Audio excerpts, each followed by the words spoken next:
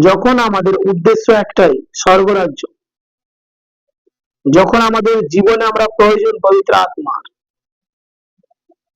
তখন আমাদের জীবনে যে ছোট ছোট যে অজুহাত গুলো দাঁড়ায়, ছোট ছোট যে বিষয়গুলো, এগুলো আমাদের জীবনে কোনো ম্যাটার করে না। কারণ আমাদের প্রত্যেকটা কিছু পরমেশ্বরের কাছে সাজানো, প্রত্যেকটা কিছু প্রভুর কাছে।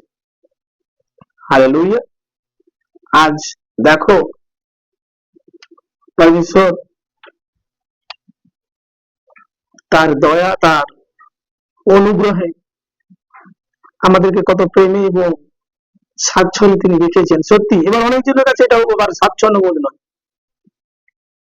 কারণ যে আত্মিক, সে আত্মিক রীতির কথা বলে, যে আত্মিক নয় সে আত্মিক কথা বলে না। যে পিতার, সে পরমেশ্বরের সাক্ষী হয়ে দাঁড়ায়, যে জগতের, সে জগতের সাক্ষী হয়ে দাঁড়ায়। যা বাইবেল পড়লে আমরা জানতে পারি, যে বাইবেলে লেখা আছে। পিতার ভয় একমাত্র আমাদেরকে সেই মনুষ্যত্ব বোধে ফিরিয়ে আনে।